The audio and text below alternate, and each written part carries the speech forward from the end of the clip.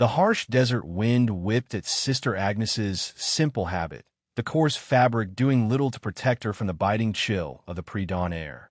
Her swollen belly pressed against the rough wool, a constant reminder of the secret she carried, a secret that had forced her to flee the only life she had ever known. The stone walls of the monastery, once a sanctuary, now felt like a suffocating cage.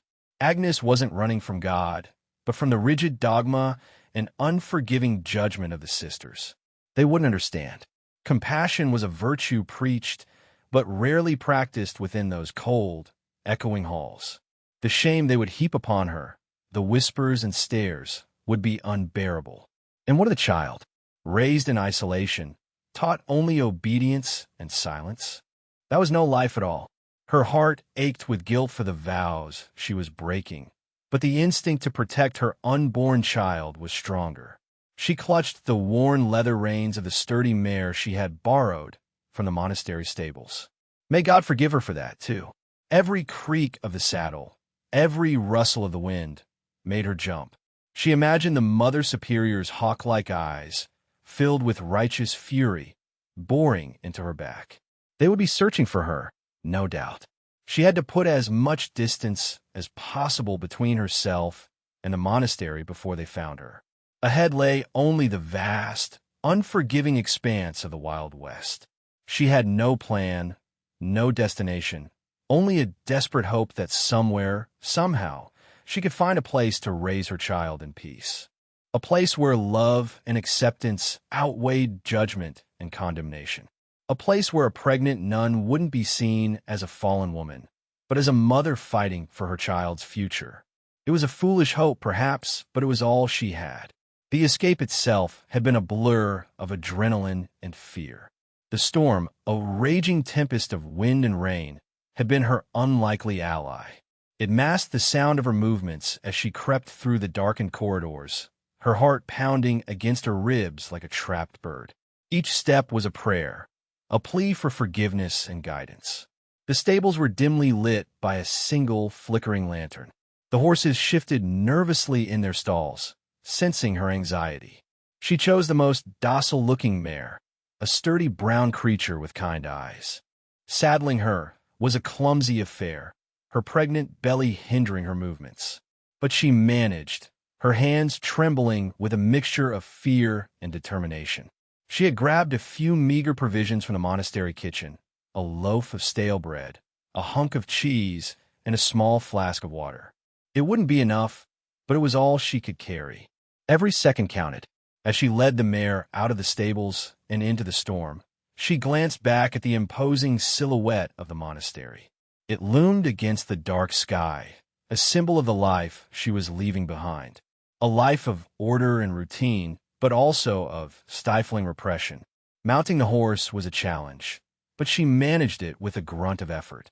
Then, she urged the mare forward, away from the only home she had ever known, into the wild unknown. The wind howled in her ears, and the rain lashed at her face, but she pressed on, her gaze fixed on the horizon. Freedom, she hoped, lay somewhere beyond the storm. A freedom worth fighting for, a freedom for her and her child. The mud splattered against her habit as the mare galloped into the darkness, carrying Agnes further and further away from the monastery's reach. Meanwhile, miles away, nestled deep within the craggy embrace of the canyons, Cactus Jack was dealing a hand of poker. The air in the hideout was thick with the smell of stale whiskey, sweat, and gun oil. Rough-looking men, their faces etched with hard living, surrounded the makeshift table, their eyes narrowed in concentration. Cactus Jack wasn't his real name, of course. It was a moniker earned from his ability to survive in the harshest desert conditions, and a prickly disposition to match. He was known throughout the territory as a ruthless outlaw, quick with a gun and devoid of mercy. Or so the stories went. In truth, Jack was more complicated than his reputation suggested. He had a code, a twisted sense of honor that dictated who he robbed and who he protected. He never hurt women or children, and he always left enough for his victims to survive. He saw himself as a necessary evil, a thorn in the side of corrupt landowners and greedy railroad barons. His hideout was a haven for misfits and outcasts, men who had been wronged by the system and had nowhere else to go. They were a motley crew, bound together by loyalty and a shared distrust of authority. As Jack raked in the pot, a shout echoed from the entrance of the canyon. "Riders coming!" Jack's hand instinctively moved to the Colt Peacemaker, strapped to his hip. Trouble was always just around the corner in the Wild West. He might be a notorious outlaw, but he was also a survivor, and he would do whatever it took to protect his own. "All right, boys," he drawled, a glint in his eye. "Let's see who's paying us a visit." He didn't know it yet, but the riders approaching his hideout would bring with them a storm of a different kind, a storm in the shape of a desperate, pregnant nun. The storm that had aided Agnes's escape had long since passed, leaving behind a landscape parched and unforgiving. The sun beat down mercilessly, turning the desert into a shimmering oven. Agnes's meager water supply was dwindling fast, and the stale bread offered little sustenance. Each mile felt like 10. The mare, bless her sturdy heart, plodded on, but Agnes could feel her tiring. They passed withered cacti, their spiky arms reaching towards the sky like skeletal fingers. Vultures circled overhead, their presence a constant, grim reminder of the dangers that lurked in the desert. Agnes's habit, once a symbol of her devotion, now felt like a heavy burden, trapping the heat and chafing against her skin. She longed to shed it, to feel the freedom of the wind against her bare skin, but she dared not. It was all she had left of her former life, a fragile link to the woman she once was. The nights were no better. The temperature plummeted, leaving her shivering and exposed. She huddled beneath a rocky outcrop, trying to find some respite from the cold. The desert creatures howled in the darkness, their eerie cries amplifying her sense of isolation. She rationed her remaining water, taking only small sips to moisten her parched throat. Her lips were cracked and bleeding, and her skin was sunburned and peeling. She knew she couldn't last much longer. Despair began to creep in, whispering insidious doubts in her ear. Had she made a mistake? Was she condemning herself and her child to certain death? Maybe she should turn back, beg for forgiveness, accept her fate. But then, she would feel the kick of her baby within her womb, a tiny spark of life that renewed her resolve. She couldn't give up. She had to keep going for her child's sake. She closed her eyes and prayed for strength, for guidance, for a miracle. Because in the vast, unforgiving desert, a miracle was all she had left. Agnes's vision blurred. The relentless sun had taken its toll. She could no longer tell if the shimmering heat waves were real or just figments of her imagination. Her tongue felt like sandpaper, and her head throbbed with each step the mare took. She had long since run out of water. The last of the bread had crumbled to dust in her parched hands. She tried to focus on the image of her baby, a source of strength in the face of overwhelming adversity, but even that image was beginning to fade. Suddenly, the mare stumbled, throwing Agnes forward. She landed hard on the rocky ground, a sharp pain shooting through her abdomen. She cried out, a weak, desperate sound that was swallowed by the vastness of the desert. She lay there, gasping for breath, unable to move. The mare stood beside her, nudging her gently, as if trying to urge her to get up. But Agnes had no strength left. The vultures circled closer, their shadows falling over her like a shroud. She closed her eyes, accepting her fate. She had failed. She had failed her child. As darkness began to creep in, she heard the faint sound of horses approaching. She tried to open her eyes, but she could only manage a weak flutter of her eyelids. Were they real, or were they just a hallucination?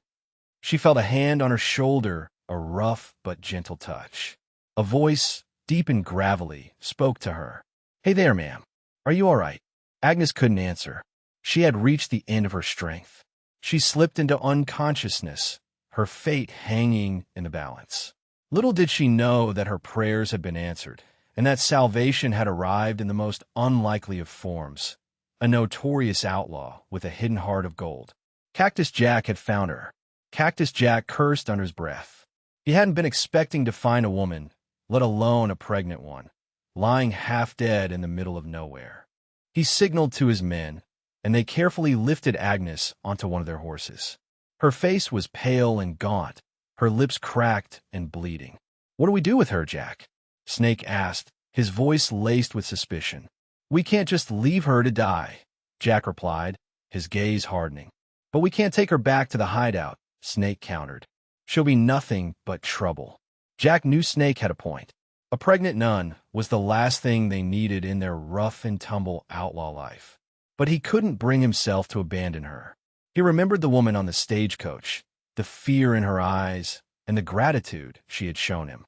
He couldn't turn his back on someone in need. "We'll take her to the old abandoned cabin near the creek," Jack decided. "It's not much, but it's shelter. We'll leave her some supplies and let her rest. Then she could be on her way." The cabin was dilapidated and dusty, but offered a semblance of protection from the elements. They laid Agnes on a makeshift bed of blankets and cleaned her wounds with water from their canteens. She was still unconscious, her breathing shallow and labored. Jack felt a pang of guilt as he looked at her. He knew he was risking everything by helping her, but he couldn't ignore his conscience. He had a feeling that this woman, this pregnant nun, was going to change everything. He just didn't know how much yet. He told one of his men, a gruff but kind-hearted outlaw named Doc, to stay with Agnes and watch over her. Then he rode back to the hideout, his mind troubled by the unexpected turn of events. The desert had delivered a miracle, but it had also delivered a whole lot of trouble. Back at the canyon hideout, the atmosphere was tense. Snake, fueled by whiskey and resentment, was stirring up trouble. "I'm telling you, Jack, this is a bad idea," he slurred. "That woman's going to bring the law down on us. We should have left her to rot." Other members of the gang voiced their concerns, their faces etched with worry. They had worked hard to build their hideout, to create a safe haven from the outside world. They didn't want to risk it all for some stranger. "She's a nun, Jack," one of them said. "A holy woman. What do we know about holy women?" Jack slammed his fist on the table, silencing the grumbling. "Enough," he roared. "I made a decision, and that's final. We're going to help her, whether you like it or not." He knew he was pushing his luck, testing the loyalty of his men. But he couldn't back down now. He had given his word, and in his world, a man's word was all he had. Later that night, Doc returned to the hideout, his face grim. "She's not doing well, Jack," he said. "She's got a fever, and she's barely conscious. I don't think she'll last the night." Jack's heart sank. He hadn't expected to feel so invested in this woman's fate. He knew he should probably just let her go, let nature take its course. But he couldn't. He had to try to save her. "Bring her here," he said, his voice firm. "Bring her to the hideout." Doc looked at him in disbelief. "Are you sure, Jack?" "The men." "I don't care what the men think," Jack interrupted. "She needs help, and we're going to give it to her. Now, let's go." He knew he was crossing a line, breaking a long-standing rule. But something inside him, something he couldn't explain, told him that he had to do it. He was about to bring a pregnant nun into the heart of an outlaw hideout, and he had no idea what the consequences would be. But he was ready to face them. The morning sun cast long shadows across the canyon as Agnes was carefully carried into the hideout. The outlaws watched in stunned silence as Jack and Doc laid her on a cot in the corner of the main room. Her presence was a stark contrast to the rough and tumble environment. Her simple habit, though soiled and torn, seemed to radiate a sense of peace that was foreign to the hideout. The tension was palpable. The men avoided eye contact with Jack, their faces a mixture of apprehension and resentment. Snake, in particular, seethed with anger. He saw Agnes as a threat to their way of life, a ticking time bomb that could explode at any moment. "She's gonna bring us nothing but trouble, Jack," Snake hissed, cornering Jack near the entrance. "I'm telling you, we gotta get rid of her." "She's sick, Snake," Jack replied, his voice low and dangerous. "She needs our help." "Our help? We're outlaws, Jack. We rob banks and steal horses. We don't run a charity ward." "She's a human being, Snake," Jack retorted, "and she's carrying a child. Do you have no compassion?" "Compassion? That's a luxury we can't afford. Every day we give her is another day closer to the law coming down on us." Snake wasn't alone in his thinking. Many of the men felt the same way. They whispered amongst themselves, plotting and scheming. Some even considered taking matters into their own hands, getting rid of Agnes without Jack's knowledge. Jack knew he had to tread carefully. He couldn't afford to lose the loyalty of his men, but he also couldn't abandon Agnes. He was caught between a rock and a hard place, his conscience warring with his survival instincts. The arrival of the pregnant nun had thrown the outlaw hideout into chaos, and the future was uncertain. Every creak of the floorboards, every hushed whisper, seemed to amplify the tension. The delicate balance of the hideout was teetering on the edge, threatening to shatter at any moment. It took several days for Agnes to regain her strength. Doc tended to her diligently, using his knowledge of herbs and remedies to fight the fever and heal her wounds. Slowly, she began to eat and drink, her eyes regaining a glimmer of life. One evening, as the sun dipped below the canyon rim, painting the sky in hues of orange and purple, Jack sat beside her cot. The other outlaws were out on a raid, leaving the hideout quiet and still. He offered her a cup of water, his gaze hesitant. "Thank you," Agnes whispered, her voice weak but clear. "How are you feeling?" Jack asked, his tone surprisingly gentle. "Better," Agnes replied. "Much better. Thanks to you." A long silence followed, broken only by the crackling of the fire. Finally, Jack spoke. "Why were you out there?" "In the desert, all alone." Agnes hesitated, her eyes filled with a mixture of sadness and fear. She didn't know if she could trust this man, this notorious outlaw, but she sensed a kindness in him, a vulnerability that mirrored her own. Slowly, haltingly, she began to tell her story. She spoke of the strict monastery, the rigid rules, and the unforgiving judgment of the sisters. She spoke of her pregnancy, a secret she could no longer hide. And she spoke of her desperate escape, her hope for a new life for herself and her child. As she spoke, Jack listened intently, his expression unreadable. He had heard plenty of hard-luck stories in his life, but something about Agnes's tale touched him deeply. He saw the pain in her eyes, the desperation in her voice. He understood her need for freedom, her yearning for acceptance. When she finished, tears streamed down her face. Jack reached out and gently wiped them away with his calloused thumb. "You're safe here," he said, his voice rough but sincere. "I won't let anything happen to you." Agnes looked at him, her eyes filled with gratitude. In that moment, she saw past the outlaw, past the guns and the reputation, and saw the man beneath. A man with a hidden heart, a man capable of compassion and kindness. And she knew that she had found an unlikely ally in the most unexpected of places. Days turned into weeks, and an unlikely bond began to blossom between the nun and the outlaw. Agnes, initially hesitant and fearful, started to see Jack not as a ruthless criminal, but as a man burdened by a past he couldn't escape, a man with a deep sense of loyalty and a surprising capacity for tenderness. She witnessed his quiet acts of kindness towards his men, the way he listened to their problems and offered them support.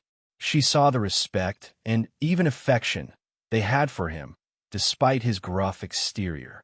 Jack, in turn, was captivated by Agnes's unwavering faith and her gentle spirit.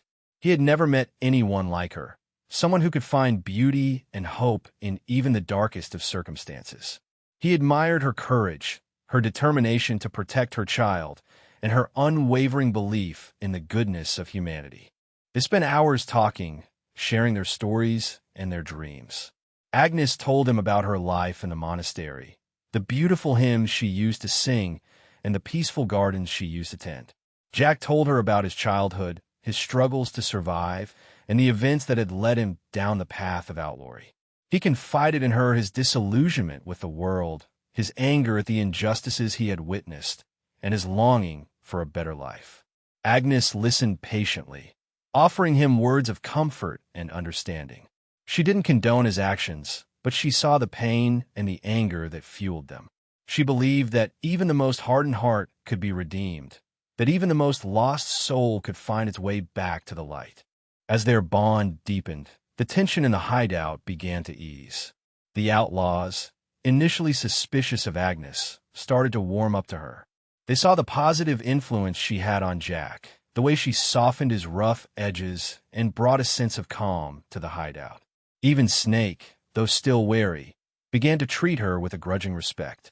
Agnes, with her gentle nature and unwavering faith, was slowly transforming the outlaw hideout into something more than just a haven for criminals.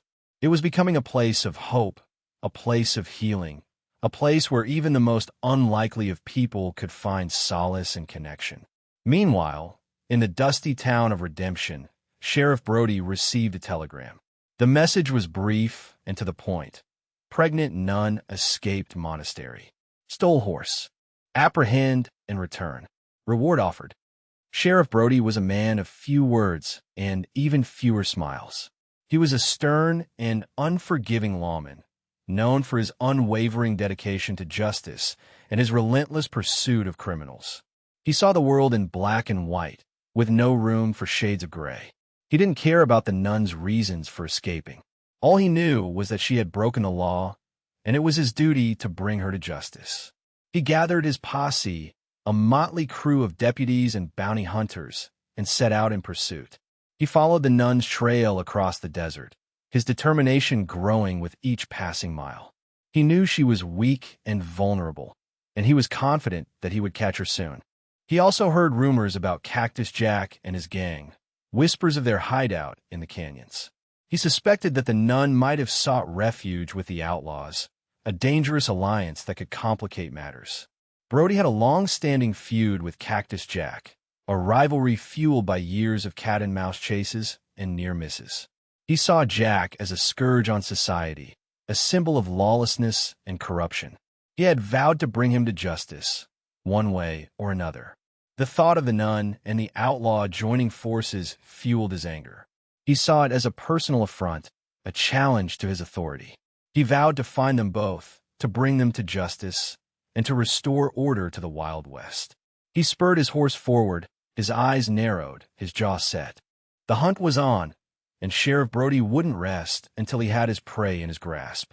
He had no idea that he was about to stumble into a situation far more complicated than he could have ever imagined, a situation that would test his beliefs and challenge his sense of justice. With Sheriff Brody closing in, Jack knew that Agnes couldn't remain defenseless. He had to teach her how to protect herself, how to survive in the harsh realities of the Wild West. One crisp morning, he led her to a secluded clearing outside the hideout. He placed a worn Colt Peacemaker in her hands, its weight surprising her. "This is a tool, Agnes," he said, his voice serious. "It can be used for good or for evil.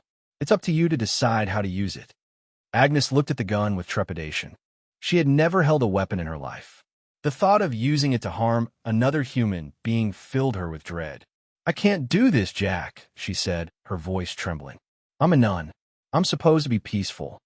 "Peace is a luxury you can't afford out here, Agnes," Jack replied. "The world is a dangerous place. You need to be able to defend yourself, to protect your child." He showed her how to hold the gun, how to aim, and how to fire. He started with target practice, using empty cans as targets. Agnes was clumsy at first, flinching with each shot, but slowly she began to improve. Jack was a patient teacher, offering her encouragement and guidance. He taught her not just how to shoot, but also how to think, how to anticipate danger, and how to make quick decisions under pressure. He also taught her how to ride a horse, how to navigate the desert, and how to find food and water. He shared his knowledge of the land, his understanding of the animals, and his secrets for survival. Agnes was a quick learner, absorbing everything he taught her. She surprised herself with her newfound skills and her growing confidence. She realized that she was stronger than she thought, more capable than she ever imagined. As she learned to defend herself, she also began to shed her fear. She realized that she didn't have to be a victim, that she could take control of her own destiny. The pregnant nun was transforming into a woman of the West, a woman who was ready to face whatever challenges lay ahead. She knew Sheriff Brody was coming, and she would be ready. Agnes, in turn, found ways to contribute to the outlaw community. She used her knowledge of herbs and healing to tend to their wounds, mending broken bones and soothing burns with poultices and salves. The outlaws, accustomed to Doc's gruff and often painful treatments, were amazed by Agnes's gentle touch and her ability to ease their suffering. She also brought a sense of calm to their rough lives. She would read to them from the tattered Bible she had managed to salvage from the monastery, her voice soft and soothing. She would sing hymns in the evenings, filling the canyon with melodies that had not been heard there in years. The outlaws, hardened criminals though they were, found solace in her presence. They had never known a woman like her, someone who offered them kindness and compassion without judgment. They started to see her not as a burden, but as a blessing. Even Snake, the most skeptical of the group, began to respect her. He saw the way she cared for the wounded, the way she comforted the grieving, and the way she brought a sense of peace to the hideout. He realized that she was more than just a nun. She was a healer, a caregiver, a force for good. Agnes also helped to improve their living conditions. She cleaned the hideout, organized their supplies, and taught them how to cook healthier meals. She even started a small garden, growing vegetables and herbs that added much-needed nutrients to their diet. The outlaws, accustomed to living in squalor and chaos, were amazed by the transformation she had brought to their lives. They realized that they were more than just outlaws. They were a community, and Agnes was helping them to become a better one. Her presence changed the dynamics of the group, fostering a sense of camaraderie and cooperation. The outlaws started to work together, helping each other and supporting each other. They realized that they were stronger together than they were apart. Agnes, the pregnant nun who had sought refuge with the outlaws, had inadvertently become their savior, their guiding light, their unlikely leader.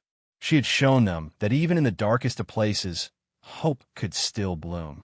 The uneasy peace in the canyon was shattered one afternoon by the thunder of approaching horses. A rival gang, led by a ruthless outlaw known as Black Bart, had come to claim Cactus Jack's territory. Black Bart had heard rumors of Jack's growing wealth and his softened demeanor, and he saw an opportunity to seize control. Black Bart's gang was a brutal bunch, known for their cruelty and their willingness to kill without hesitation. They had no code, no sense of honor, only a thirst for power and greed. They surrounded the hideout, their guns drawn, their faces contorted with malice. "Cactus Jack," Black Bart shouted, his voice echoing through the canyon. "Come out and face me, or we'll burn this place to the ground." Jack, Agnes, and the outlaws emerged from the hideout, their expressions grim. They knew they were outnumbered and outgunned, but they were not about to surrender without a fight. "This is our territory, Bart," Jack replied, his voice steady. "You're not welcome here." "That's about to change, Jack," Bart sneered. "We're taking over, and there's nothing you can do to stop us." The air crackled with tension. A single gunshot could ignite a full-blown battle. Agnes, standing beside Jack, clutched the Colt peacemaker he had given her, her heart pounding in her chest. She had never faced such danger before, but she was determined to protect herself and her child. "We don't want any trouble, Bart," Jack said, trying to reason with him. "Just leave us alone, and we'll let you go." "Too late for that, Jack," Bart replied. "We're here to stay, and if you don't like it, we'll just have to kill you all." With that, Black Bart raised his gun and fired a shot into the air. The battle had begun. The canyon erupted in a cacophony of gunfire, screams, and explosions. The outlaws fought fiercely, defending their home and their way of life. Agnes, despite her fear, stood her ground, firing her gun with surprising accuracy. The fate of the hideout and the lives of everyone in it hung in the balance. Protect each other. Just as Black Bart's gang seemed to be gaining the upper hand, a new sound echoed through the canyon. The thunder of horses, but this time it was not Black Bart's. Sheriff Brody and his posse had arrived. Brody, who had been tracking both Agnes and Cactus Jack, had followed the sound of the gunfire to the hideout. He saw the battle raging between the two gangs and realized that he had stumbled upon an opportunity to take down both of them at once. He ordered his posse to surround the canyon, cutting off any escape routes. "All right, boys," he shouted, his voice booming through the canyon. "Let's bring these outlaws to justice." The arrival of the sheriff added a new layer of chaos to the already chaotic situation. Now, Cactus Jack's gang had to fight not only Black Bart's gang, but also the law. Agnes, seeing the sheriff and his posse, knew that their situation had just become even more desperate. She realized that they were trapped, caught between two forces that wanted to destroy them. She looked at Jack, her eyes filled with worry. "What are we going to do?" she asked. Jack, his face grim, looked at her and said, "We're going to fight. We're going to fight for our lives, for our home, and for our future." He knew that their chances of survival were slim, but he was not about to give up. He had come too far. He had found too much to let it all be taken away from him now. He rallied his men, urging them to stand their ground and fight to the last man. He knew that they were facing impossible odds, but he also knew that they had something worth fighting for: their freedom, their community, and their newfound hope. And with Agnes by their side, anything was possible.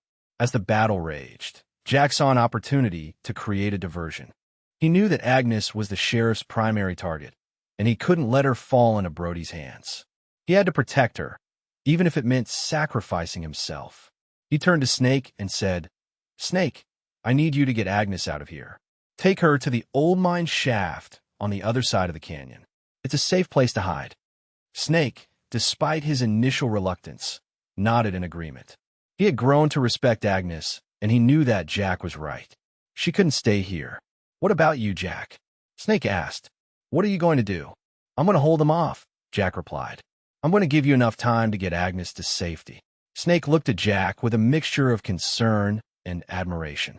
He knew that Jack was risking his life, but he also knew that there was no arguing with him. "All right, Jack," Snake said. "We'll do it, but we're coming back for you." Jack smiled and clapped Snake on the shoulder. "I know you will," he said. "Now go, and Godspeed."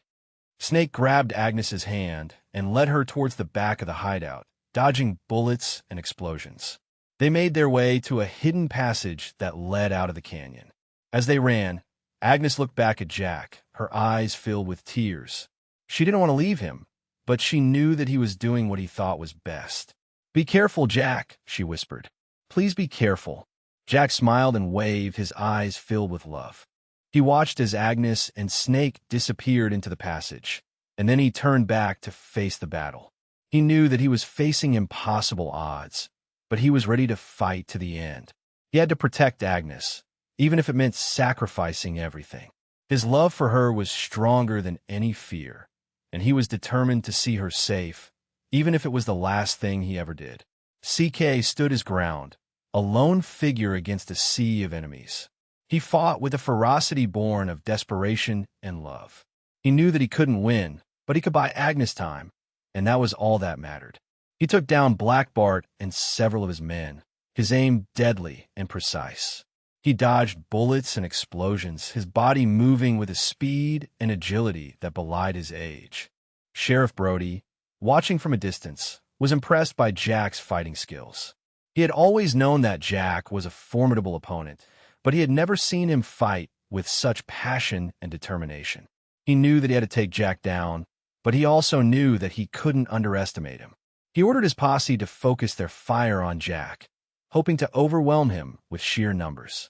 As the bullets rained down around him, Jack felt a sharp pain in his side. He had been hit.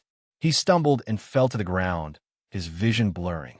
He knew that this was it, that his time was up, but he didn't regret his decision. He had protected Agnes. He had given her a chance to escape, and that was all that mattered. He closed his eyes, preparing for the end. But then he heard a voice, a familiar voice, calling his name.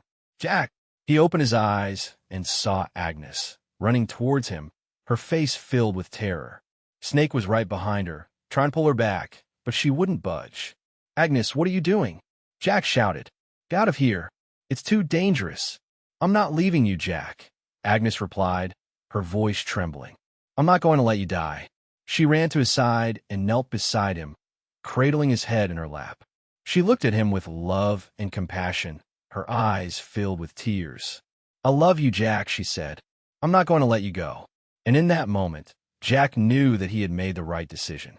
He had found love in the most unlikely of places, and he was willing to fight for it, to fight for a future together. But suddenly, something unexpected happened. Snake, who had been hiding in the shadows, emerged with a plan. He saw that the only way to save Jack and Agnes was to turn the two opposing forces against each other. He ran towards Sheriff Brody, waving a white flag. "Sheriff," he shouted, "I have information about Black Bart and his gang. They're planning to rob the bank in Redemption tomorrow." Brody, surprised by this sudden turn of events, hesitated. He had always seen Snake as a ruthless criminal, but he also knew that he was a survivor. He decided to hear him out. Snake told Brody everything he knew about Black Bart's plans, painting a vivid picture of their impending attack. Brody, realizing the potential damage that Black Bart could inflict on his town, knew that he had to act. He turned to his posse and said, "Forget about Cactus Jack. We have a bigger problem to deal with. We're going after Black Bart." Brody and his posse turned their attention to Black Bart's gang, launching a fierce assault that caught them completely off guard. The two gangs engaged in a brutal firefight, their hatred for each other outweighing their desire to capture Cactus Jack. As the battle raged between the two gangs, Snake helped Agnes carry Jack to safety. They made their way to a hidden cave where they could tend to his wounds and wait for the fighting to subside. Agnes, using her knowledge of herbs and healing, worked tirelessly to save Jack's life. She cleaned his wound, bandaged it tightly, and gave him water to drink.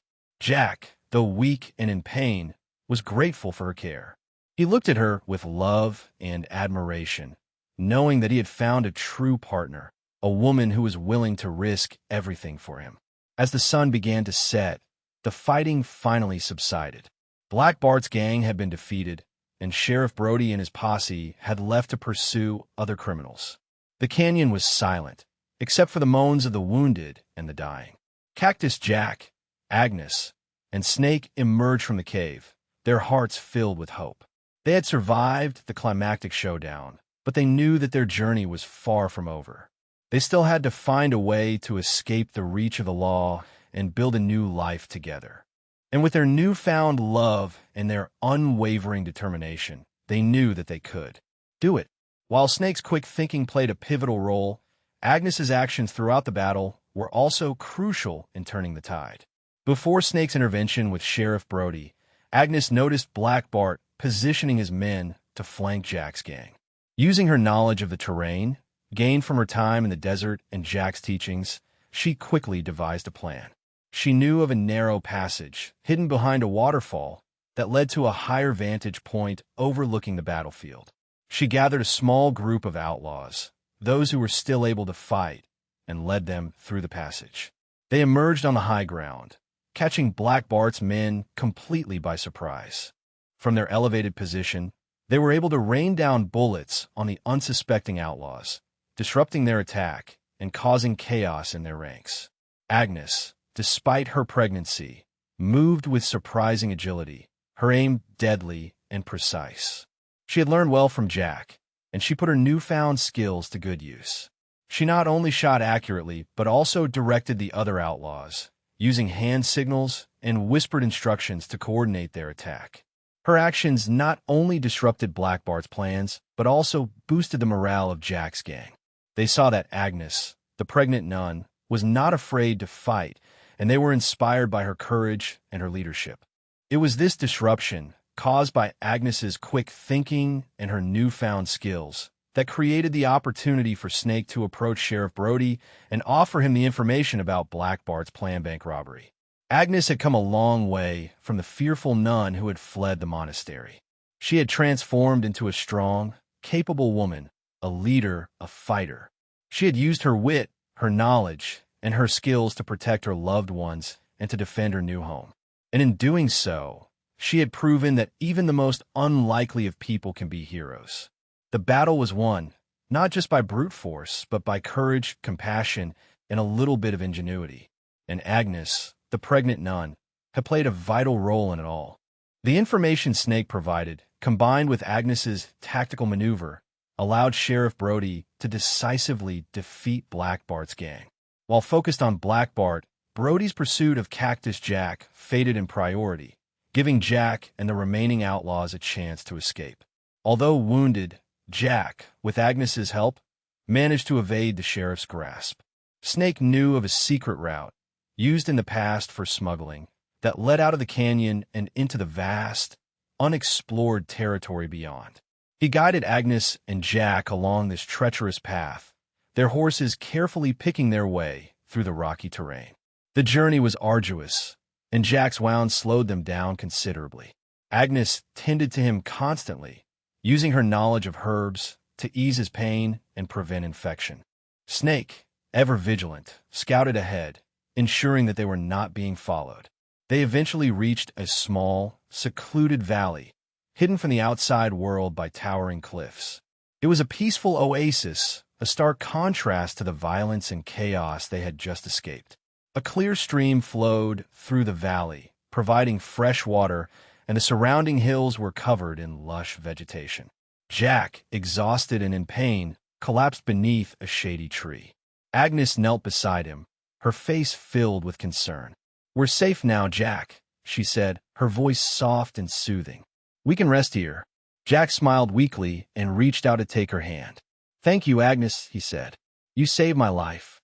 "We saved each other, Jack," Agnes replied. They knew that they couldn't stay in the valley forever.